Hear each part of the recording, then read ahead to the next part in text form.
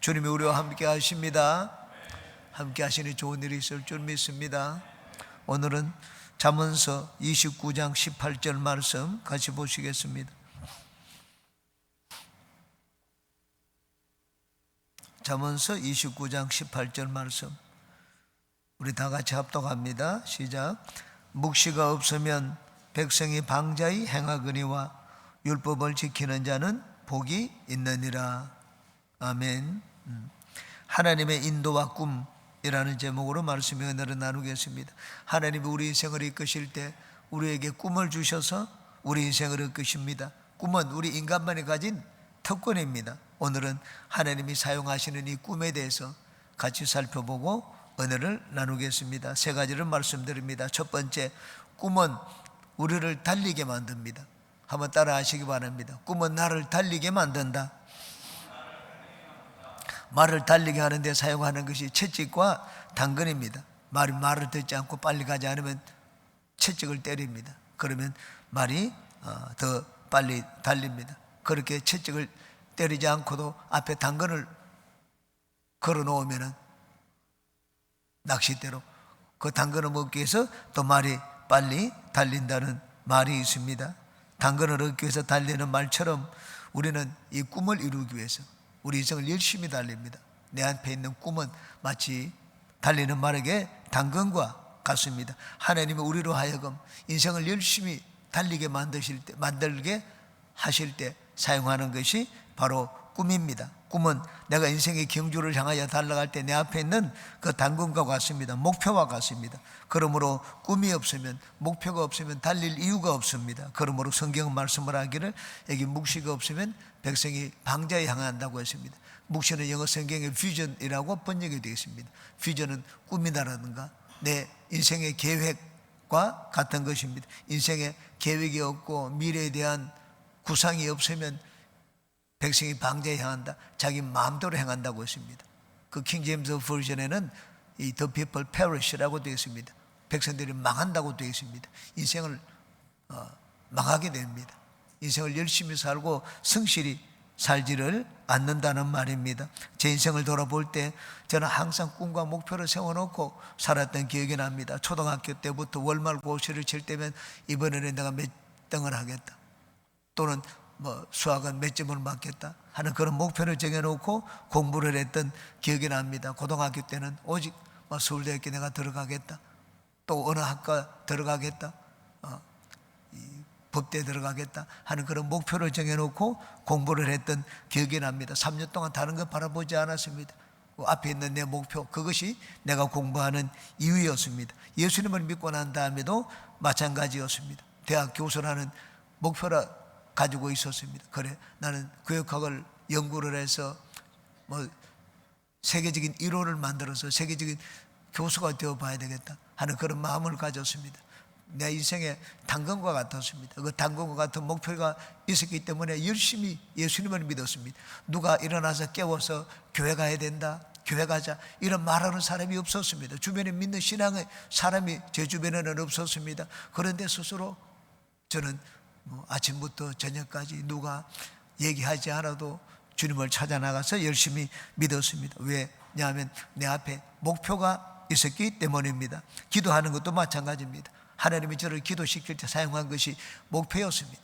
야, 너는 1시간 기도해야 된다. 그렇게 해서 기도한 것이 아닙니다. 저희 이 동생이 한때 직업이 없이 실업자로 놀고 있을 때 제가 동생에게 얘기한 적이 있습니다. 아우야, 하루에 1시간씩 기도하면 내가 일하는 것 그것에 3배 값을 쳐가지고 하루 1시간 일하면 10,000원이면 내가 30,000원을 주겠다. 그렇게 해서 하루 1시간씩 한달 동안 기도하라. 기도하지 않더라고요. 아무리 막 옆에서 압력을 주고 막 손을 붙잡고 당겨도 기도를 할 수 있는 것이 아닙니다. 하나님이 저에게 기도시킬 때 제 앞에 목표를 놔두셨습니다. 집을 장막을 얻기 위해서. 그때는 제가 조장이었을 때인데 모두 구역 식구들을 다 모아놓고 10여 명 모아놓고 종이를 한 장씩 나눠줬습니다. 시험지를 나눠주고 한 명 외에는 다 집이 없었습니다. 전부 다 자기 집을 거리라고 했습니다. 아파트, 몇 평짜리 아파트, 그냥 몇 평이라고 쓰지 말고 집에 도면을 거리라고 했습니다. 그리고 그것을 벽에 붙여놓고 같이 기도하자, 그렇게 말을 했습니다. 그걸 붙여놓고 아침에 1시간, 저녁에 1시간 기도했던 기억이 납니다. 기도하는 기도의 사람으로 만들었던 것, 제가 돌아보니 목표였습니다. 열심히 주님과 교회를 섬기게 만든 것도 내일에 대한 꿈과 소망이었습니다. 오늘은 지금 나는 이 새방에 살고 있지만 나는 내 집을 가질 수 있다. 그 소망이 있었기 때문에 그 소망을 바라보고 열심히 예수님을 믿었던 기억이 납니다. 저는 교육학을 전공했습니다. 사람을 움직이는, 어떻게 하면 사람을 움직이게 만들 수 있을까? 행동과학이라는 것도 사용하고 여러 가지 심리학 이론도 사용하고 해서 사람을 움직이는 이론을 배우는 것이 교육학입니다. 그런데 하나님 보니까 하나님이 뛰어난 교육자십니다. 하나님이 가만히 그냥 계시고 매일 와가지고 살펴보고 내가 그거 왜 하지 않느냐, 지금 공부할 시간이 되었다, 일어날 시간이 되었다. 하나님은 그렇게 하실 필요도 없습니다. 앞에 당근을 딱 걸어놓으니까는 알아서 스스로 아주 열심히 인생을 살도록 하는 것을 보았습니다. 우리가 인생을 열심히 달리도록 만드는 것은 꿈, 소망, 미래에 대한 비전입니다. 여러분 가정에서 대화를 할 때도 부부간에 미래를 가지고 대화를 하시기 바랍니다. 그러면 가족들이 열심히 인생을 삽니다. 서로가 미래 이렇게 하자 저렇게 하자, 미래를 얘기하시는 가정이 되시기를 바랍니다. 제가 미국에서 생활을 할 때 저희 처조카가 의사였습니다. 그리고 처조카 남편도 조카 사위죠. 처조카 사위도 의사였습니다. 둘이 의사이기 때문에 아이를 낳았는데 아이를 돌볼 수가 없었습니다. 그래서 저희가 이사를 해가지고 그 조카가 있는데 그곳에서 같이 1년 동안 생활을 하면서 베이비시팅을 한 적이 있습니다. 저희 아이들과 얘기를 할 때 저희 아이는 그때 초등학생이었습니다.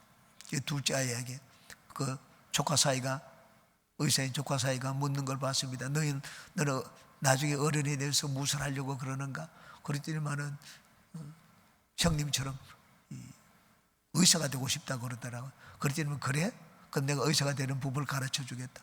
저는 의사가 되는 법을 가르쳐 주겠다고 해서 막 열심히 산수 공부를 하고 하루에 몇 시간 공부를 해야 되고 잠은 몇 시간 자고 일어나야 되고 그런 걸 가르쳐 주는 줄 알았습니다. 그것이 아니었습니다. 자기 의사 가운을 가져오더라고요. 파란색 의사 가운을 가지고 와가지고는 저희 이 아들에게 이걸 입고 집에 있을 때는 다른 옷 입지 말고 옷을 입고 있어라. 그 애가 그 옷을 입더니만 뭐 얼마나 좋아하는지 밤에 잘 때도 잠옷을 입지 않고 그 자기한테 큰 옷입니다. 아주 초등학생인데 그 의사 가운을 입고 자는 것을 보았습니다. 참 조카 사이가 내가 보니까 뛰어난 교육자구나 하는 것을 지금은 느낍니다. 수학을 공부해라, 영어를 공부해라, 무슨 과목을 어떻게 공부해야 된다, 뭐 일타 강사에게 배울 필요가 있다, 그런 말 한마디도 하지 않았습니다. 의사 가운을 주었습니다. 푸른색 그 옷을 주었더니만 그 옷을 입고 그 옷이 자기에 대한 미래입니다. 비전입니다. 꿈이고 소망입니다. 나중에 보니까 의사가 된 것을 보았습니다. 생택지배례가 말입니다. 당신이 만약에 사람들에게 배를 만들게 하고 싶다면, 만들어주고 싶다면 사람들에게 너는 무엇을 가지고 오고 나무를 가지고 오고 너는 못을 얼마나 가지고 오고 그렇게 할 필요가 없다고 했습니다. 저 바다 건너편에 있는 세계에 대해서 말을 해주라고 했습니다. 배를 타고 저 바다 건너가면 거기는 어떤 세상에 있다, 그거 얘기해 주면 된다고 했습니다. 아직 눈에 보이지 않는 것, 미래입니다. 내 앞에 있는 미래를 얘기해 주면 그들이 스스로 배를 만들 것이라는 말을 했습니다. 우리로 하여금 열심히 달리게 만드는 것은 꿈과 소망입니다. 하나님은 우리가 어떻게 하면 인생을 열심히 경주하는지 그걸 잘 알고 계십니다. 하나님이 사도 바울을 사용하라 하실 때 바울을 사용하는 것도 다른 것이 아니었습니다.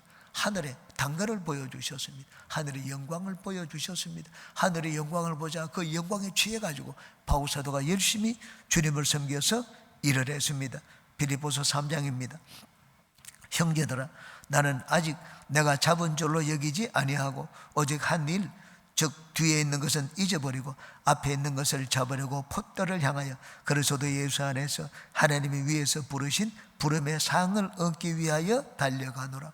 하나님이 이 채찍을 사용하지 않고 바울 사도에게 당근을 사용하셨습니다. 그러자 바울 사도는 그 하나님이 보여주시는 하늘의 영광, 그것을 얻기 위해서 열심히 복음을 위하여 달려갔습니다. 우리 인생, 나는 열심히 일을 하기를 원한다. 나는 돈을 많이 벌기를 원한다. 나는 한번 큰 일을 해보기를 원한다. 그런 분들은 꿈과 소망을 가지고 사시기 바랍니다. 여러분, 자녀를 가르칠 때도 마찬가지입니다. 자녀에게 열심히 일을 하라, 옆에 있어가지고 일일이 다 간섭하고 이끌어주고 할 필요가 없습니다. 자녀를 교육시킬 때도 자녀에게 미래를 보여주시기 바랍니다. 스케이트를 가르치려면 김연아가 그 스케이팅을 얼마나 잘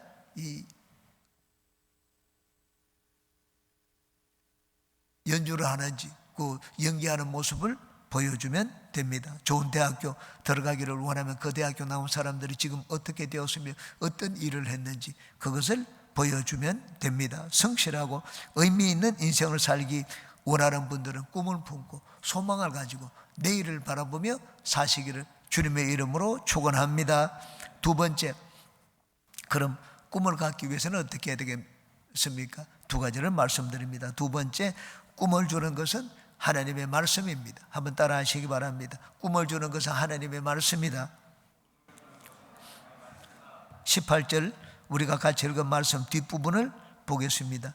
율법을 지키는 자는 복이 있느니라. 하나님의 비전, 계시의 말씀이 없으면 백성들이 자기 마음대로 살지만 하나님 말씀을 지키는 자는 복이 있다고 말씀을 했습니다. 하나님 말씀을 지키는 자. 왜? 내일에 대한 소망을 주는 자가 하나님의 말씀입니다. 주는 것이 인생의 비전을 주고 미래를 주는 것이 하나님의 말씀입니다. 그러므로 우리가 하나님의 주시는 이 비전을 얻고 꿈을 얻기 위해서는 하나님 말씀을 자꾸 들어야 됩니다. 아브라함이 가나안 땅으로 갔습니다. 하나님 말씀을 들었기 때문입니다. 내가 너로 이제 큰 민족을 이루게 하겠다. 내 이름이 창대하도록 만들어주겠다. 아브라함이 하나님으로부터 그 말씀을 듣자 꿈에 부풀었습니다. 그래서 미래, 여러분 전혀 가보지 않은 그곳에 가는 건 두렵지 않겠습니까? 두려움이 있지만 아브라함은 인생의 발걸음을 디뎠습니다. 나이가 99세가 되었을 때도 마찬가지입니다. 하나님이 나타나서 이제 너에게 자녀를 주겠다. 처음에는 참 터무니없는 말이라고 생각을 했습니다. 성경에 보면은 아브라함도 속으로 웃고 사라도 속으로 웃었다고 했습니다. 그런데 하나님의 말씀을 받자 이 마음이 달라지기 시작을 했습니다. 참 진짜 내가 아이를 안을 수 있다. 지금 우리 아내는 사라는 월경이 끊어졌지만 그래도 자녀를 낳을 수 있다 하는 그런 소망을 갖게 되었습니다. 그래서 많은 민족의 어머니 아버지라는 뜻으로 이름을 바꾸어 불렀습니다. 집안에 있는 모든 남자들이 다 할례를 받도록 했습니다. 제가 처음 예수님을 믿을 때 저에게 꿈과 소망을 심어준 것은 다른 것이 아니었습니다. 하나님의 말씀이었습니다. 예배 드리러 말씀을 들으러 나오면 조영기 목사님 말씀을 들으면 마음에 이 꿈이 넘쳤습니다. 마치 내가 그런 사람이라도 돼 있는 것처럼 영혼이 잘된 같이 범사자 되고 강건한 생명을 얻는다. 예수님을 믿어서 영혼이 잘된 사람은 그렇게 건강하고 모든 일이 잘 된다고 했습니다. 저는 당시 몸이 약했습니다. 치질도 있고 몸도 약하고 당시에는 58kg였습니다. 그런데 하나님을 믿으면 그렇게 된다는 말을 듣고 열심히 내일을 바라보고 살았습니다. 인생을 허투루 살지 않았습니다. 조영기 목사님이 늘 그거를 보고 외치라고 했습니다. 자기 이름을 부르며 형건아 너는 너희 오늘은 어제보다 낫고 내년은 금년보다 낫다. 내년은 금년보다 낫다. 지금은 방 2칸짜리 살고 있지만 전세를 들고 그것도 그냥 방이 아닙니다. 반지하에서 살고 있지만 그러나 내일은 다르다. 항상 소망을 가지고 살았습니다. 하나님이 단번에 대박을 터뜨리도록 해주시지 않았습니다. 조금씩 방 2개에서 이제는 독채 전세를 얻고 전세제한 아파트로 가고 아파트 하나짜리 방 하나만 쓰다가 방 2개짜리 아파트로 가고 나중에는 17평짜리 아파트를 얻고 그 다음 22평짜리 아파트를 얻도록 하나님이 그렇게 만들어 주셨습니다. 성경에 하나님의 일꾼으로 일을 한 사람들은 하나님의 말씀으로 꿈을 꾼 자들이었습니다. 모세가 죽은 뒤에 여호수아는 두려웠습니다.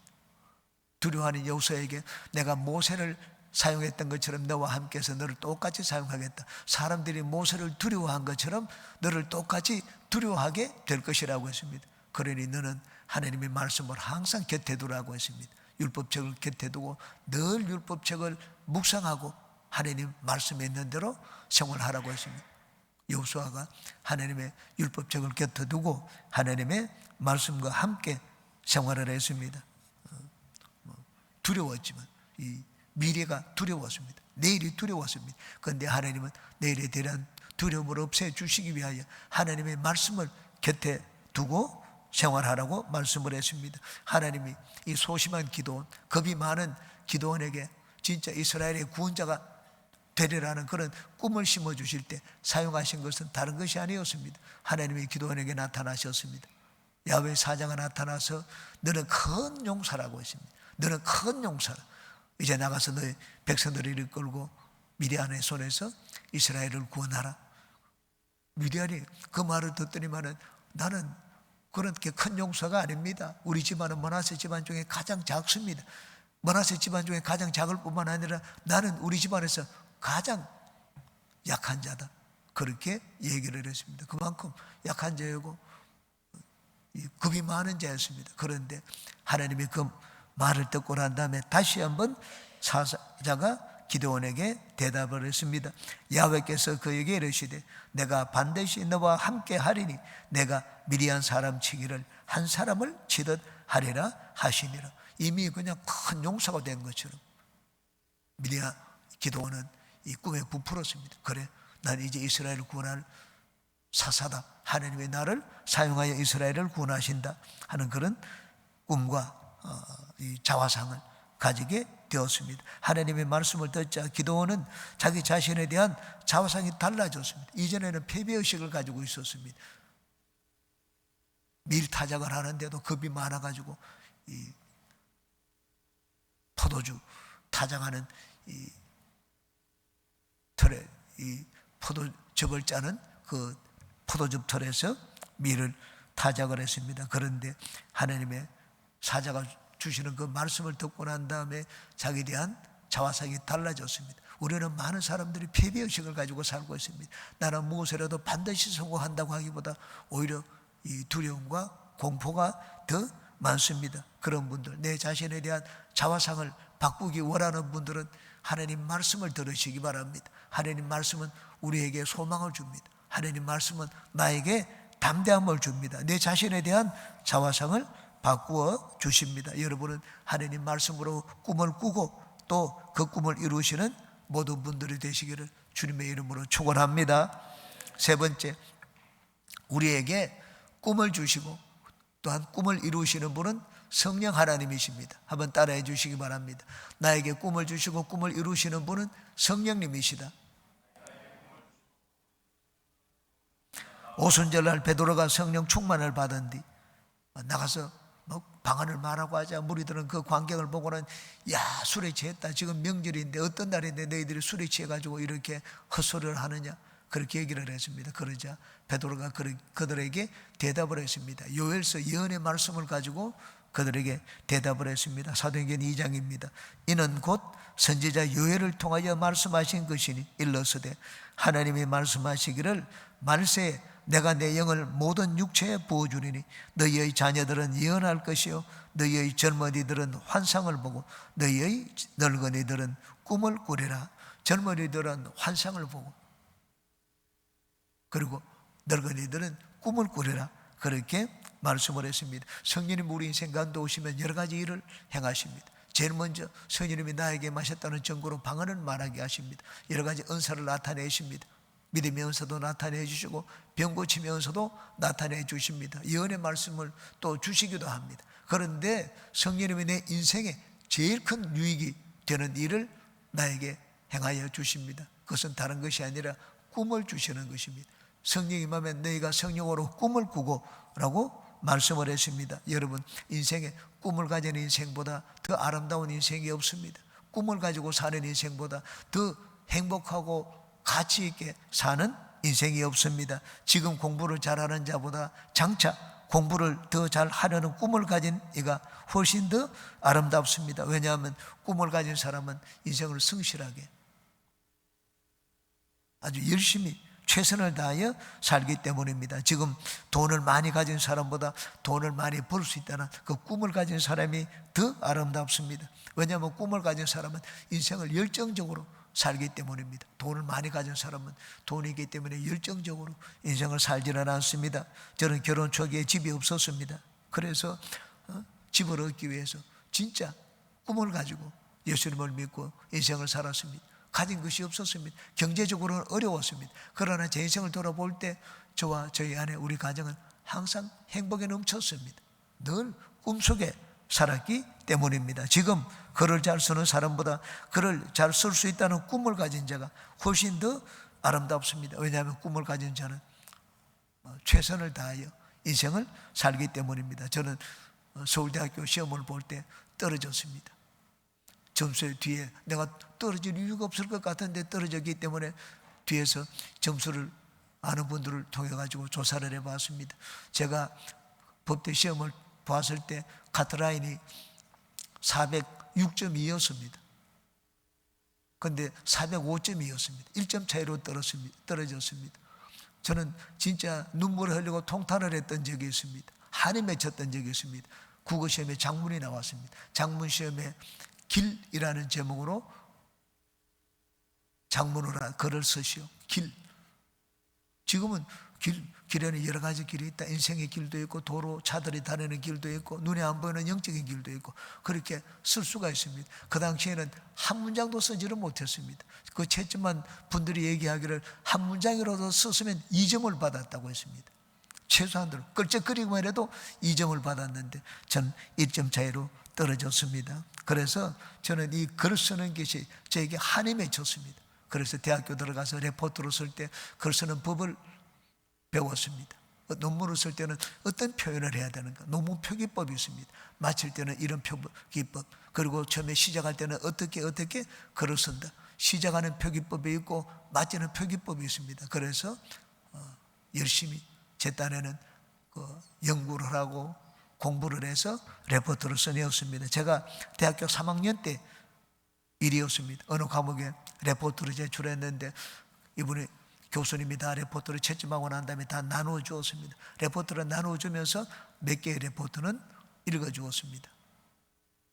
문제 한 10가지 문제에 대한 이 자기 의견을 쓰는 것인데, 근데 제 거를 많은 학생들 앞에서 읽어 주시는 것을 봤습니다. 제 레포트를 읽어 주고 난 다음에 학생들 앞에서 이렇게 얘기를 했습니다. 여러분이 글을 쓸 때는 이렇게 글을 쓰세요. 여러분들이 글을 쓸 때는 이렇게 글을 쓰세요. 그 말을 듣자 저는 대학교 시험 칠 때 첫 번째 해에 떨어졌던, 그래서 이 마음에 맺혔던 한이 풀리는 것을 느꼈습니다. 저는 지금도 꿈을 꿉니다. 하나님께 이 복을 받고 하나님의 은혜를 입어서 100개의 교회를 돕는 꿈을 꿉니다. 누울 때마다 꿈을 꿉니다. 어떻게 하면 도울 수 있을까? 언제부터 내가 그 교회를 돕는 것을 시작을 할까? 지금 당장은 그것이 이루어질 것 같은 것이 보이지를 않습니다. 그런데 요셉은 꿈을 꾸었습니다. 사람이 상상할 수 없는 그런 일이 요셉에게 일어났습니다. 여러분, 하나님의 기적을 보기 위하면 꿈을 꾸면 됩니다. 성령이 우리 가운데 오셔서 행하여 주시는 제일 크고 위대한 일이 우리에게 꿈을 주시는 것입니다. 내 자신에 대한 생각을 바꾸게 만들고 내 인생에 보이지 않는 미래를 보도록 만드는 것, 이게 성령님이 나에게 행하시는 가장 뛰어난 일입니다. 조영기 목사님이 대저동 청막교회 때 성령으로부터 꿈을 받았습니다. 일어나라. 일어나니까 손을 드니까 천막을 돌라고 했습니다. 천막을 도니까 하나님이 말씀을 하셨습니다. 내가 장차 은빛 날개를 타고 온 세계에 다니면서 이렇게 복음을 전하게 될 것이다. 그렇게 말씀을 했습니다. 이 성령 하나님이 주시는 말씀을 받자 그때부터 조용히 전도사님이죠. 전도사님이 영어 사전을 항상 주머니에 넣고 다녔습니다. 영어 사전을 통째로 외웠습니다. 9년 뒤에 영국 웨스트민스터 사원에 가서 그 부활절 체포할 때 말씀을, 백인들 앞에서 말씀을 전하게 되었습니다. 여러분, 성령 하나님 우리에게 꿈을 주실 때 이루지 못할 꿈을 주시지를 않습니다. 제가 카나다에서 교회 사역을 하실 때 성령께서 제 마음에 말씀을 주셨습니다. 공부를 계속하라. 그 말씀이 너무 강했습니다. 잠을 잘 수가 없을 정도로 그 공부를 하라는 그 마음이 제 마음을 사로잡았습니다. 그래서 카나다에서 미국으로 건너갔습니다. 시애틀에 가서 저희 취업 비자를 반납을 했습니다. 취업 비자를 반납하고 나는 공부를 하겠으니까 학생 비자를 바꿔줄 수 있느냐? 그 자리에서 바꿔주더라고요. 자기 나라 돈이 나가는 것보다 학생들은 자기 나라에 돈을 보태주기 때문에 그 자리에서 비자를 받게 되었습니다. 그래서 다시 카나다로 갔습니다. 6개월 동안 공부했습니다. 하나님이 또 마음을 주셨습니다. 박사 학위를 줄 수 있는 학교에 가서 공부를 하라고 했습니다. 저는 박사 학위를 받는다는 것 그때 상상을 하지를 못했습니다. 제가 카나다에서 다니던 학교도 좋은 학교였습니다. 그런데 하나님이 그런 마음을 주시니까는 저는 1년 뒤에 카나다에서 미국으로 갔습니다. 미국으로 가서 공부할 때 유학 갈 준비를 해서 간 것이 아니었습니다. 돈이 없었습니다. 두 번째, 유학하기 위해서는 학교를 미리 조사를 해야 됩니다. 어느 학교 가서 공부할까? 학교를 조사한 것도 없었습니다. 무엇을 공부하고 전공해야 되는 것, 해야 되겠다는 것도 결정된 것이 아니었습니다. 영어를 유창하게 잘하는 것도 아니었습니다. 그냥 박사학위를 줄 수 있는 학교에 가라. 그 마음이 들자 미국으로 향했습니다. 그런데 이 박사과정까지 마치는 것이 너무 힘들었습니다. 경제적으로도 힘들고 언어적으로도 힘들고 머리가 따라가지 못하는 때가 많았습니다. 힘들었습니다. 어려웠습니다. 그런데 성령께서 이루지 못할 만큼 어렵지는 않았습니다. 우리 인생을 살 때 어려운 일들이 많습니다. 그런데 성령이 이루지 못할 만큼 어려운 일은 없습니다. 성령님 우리에게 꿈을 주시고 이루고자 하면 능히 이루실 수가 있습니다. 그러므로 여러분은 늘 말씀과 성령으로 충만하여 꿈꾸는 인생을 사시기 바랍니다. 성령님이 여러분에게 주신 꿈을 반드시 이루어 주시기를 주님의 이름으로 축원합니다. 기도합니다.